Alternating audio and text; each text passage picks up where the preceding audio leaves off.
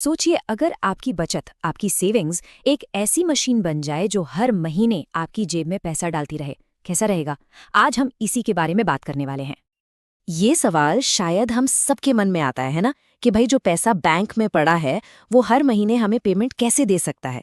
चलिए इसी पहेली को आज सुलझाते हैं। जवाब सुनने में तो बहुत सीधा लगता है ना, कि ऐसी जगह पैसा लगाओ जहां से पैसा बनता रहे, रेगुलर कैश फ्लो आता रहे। लेकिन ये जगह हैं कौन सी? चलिए पता लगाते हैं कि ये कैश बनाने वाली मशीनें, ये एसेट्स आखिर हैं क्या। तो आज हम 5 ऐसे अलग अलग रास्ते देखेंगे, 5 तरीके जिनसे अपनी बचत को एक रेगुलर इनकम में बदला जा सकता है। हर रास्ते की अपनी खासियत है, अपने उतार चढ़ाव हैं। तो तैयार हैं? चलिए शुरू करते हैं। तो सबसे पहले बात करते हैं उस जगह की जिसके बारे में हम सबने सुना है, शेयर बाजार। यहाँ हम 2 मेन ऑप्शंस पर फोकस करेंगे, स्टॉक्स और कॉर्पोरेट बॉन्ड्स। देखिए, सीधा सा हिसाब है। आपके पास 2 रास्ते हैं। या तो आप किसी कंपनी में हिस्सेदार बन जाइए, मतलब उसके मालिक, या फिर उसी कंपनी को उधार दे दीजिए। जब आप मालिक बनते हैं तो कंपनी के मुनाफे में से आपको हिस्सा मिलता है, इसी को डिविडेंड कहते हैं। और जब आप उधार देते हैं तो आपको मिलता है ब्याज। तो एक तरफ मालिक, दूसरी तरफ साहूकार, चॉइस आपकी है। इसको एक बहुत सिंपल तरीके से समझते हैं। मान लीजिए आपके पास एक पेड़ है जो हर मौसम में फल देता है। डिविडेंड देने वाले स्टॉक्स बिल्कुल वैसे ही पेड़ हैं, और डिविडेंड हैं वो फल जो आपको टाइम टू टाइम मिलते रहते हैं। और सोचिए, अगर आपके पास ऐसे कई पेड़ हों जो अलग अलग टाइम पर फल देते हों, तो आपको तो साल भर फलों की सप्लाई मिलती रहेगी। यही है डिविडेंड पोर्टफोलियो का कमाल। लेकिन हाँ, एक बात है, इसमें रिस्क भी है। हो सकता है कि आपके निवेश की वैल्यू कम हो जाए, पर ये असल नुकसान तब तक नहीं है जब तक आप उसे बेचते नहीं हैं। इसे अपने घर की तरह समझिए। अगर प्रॉपर्टी मार्केट डाउन होता है तो आपके घर की ऑन पेपर कीमत कम हो जाती है, लेकिन जब तक आप घर बेचते नहीं, आपको कोई असली घाटा तो नहीं होता, है ना? अच्छा, अब आते हैं कॉर्पोरेट बॉन्ड्स पर। पहले पता है क्या था? ये सिर्फ बड़े बड़े इन्वेस्टर्स के लिए ही थे। लेकिन हाल ही में सेबी यानी securities and exchange board of India ने कुछ नियम बदले हैं, और अब छोटे निवेशक भी इस गेम का हिस्सा बन सकते हैं। कॉर्पोरेट बॉन्ड्स का फंडा बड़ा क्लियर है। आप एक कंपनी को पैसा उधार देते हैं, बदले में वो कंपनी आपको रेगुलर इंटरेस्ट देती रहती है, मतलब ब्याज। और जब टाइम पीरियड खत्म हो जाता है तो आपका पूरा पैसा वापस। सिंपल। ये एक काफी भरोसेमंद इनकम का जरिया बन सकता है। अब मान लीजिए आपको खुद से स्टॉक्स और बॉन्ड्स चुनने के झंझट में नहीं पड़ना, तो क्या कोई और रास्ता है? बिल्कुल है, और वो रास्ता है इन्वेस्टमेंट फंड्स का। ये फंड्स क्या करते हैं? ये बहुत सारे लोगों से पैसा इकट्ठा करते हैं और फिर आपकी तरफ से इन्वेस्ट करते हैं। अब इन फंड्स में एक खास तरह का फंड है, IDCW, मतलब इनकम डिस्ट्रीब्यूशन कम कैपिटल विड्रॉल।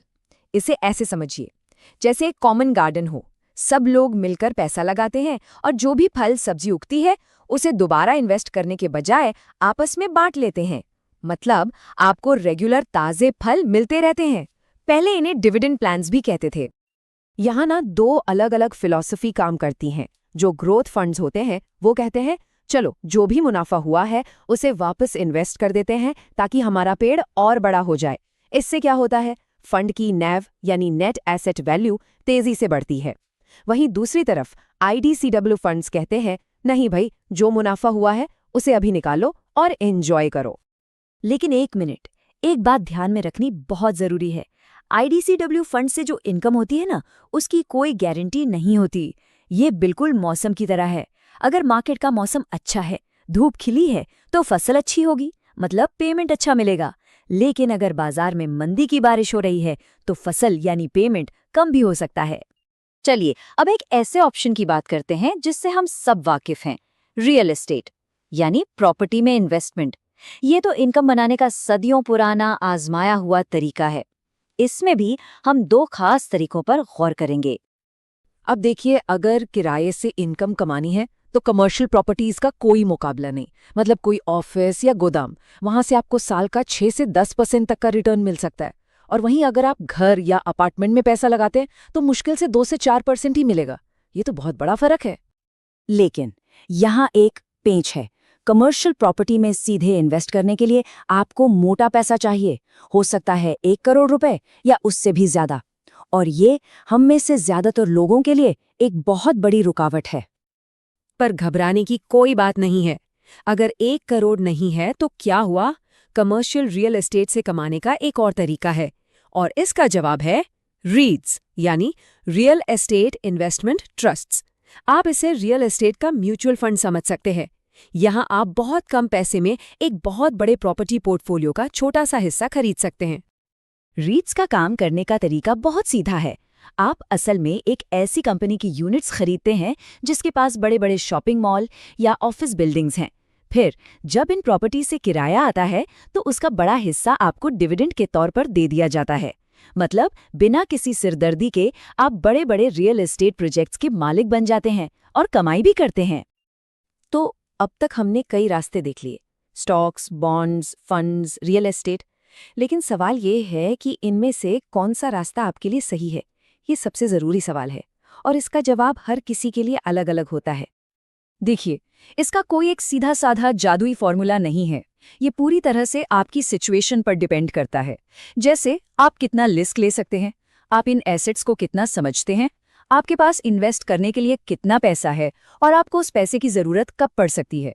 जब आप इन सवालों के जवाब खुद को देंगे तो सही रास्ता अपने आप दिखने लगेगा। एक बात हमेशा याद रखिए, अपना पैसा कहीं भी लगाने से पहले अपना समय लगाइए उसे समझने में। ज्ञान ही सबसे बड़ा प्रोटेक्शन है। बिना समझे इन्वेस्ट करना वैसा ही है जैसे अंधेरे में तीर चलाना। तो सीधा सा मंत्र है, पहले सीखें फिर कमाएं। तो सवाल ये है कि आपकी फाइनेंशियल कहानी का अगला चैप्टर क्या होगा? क्या आप एक डेयरिंग स्टॉक इन्वेस्टर बनेंगे, या एक सेफ खेलने वाले बॉन्ड होल्डर, या फिर एक स्मार्ट प्रॉपर्टी ओनर? फैसला आपका है। और हाँ, याद रखिएगा, सही फैसला वही है जो आपको रात में चैन की नींद दे।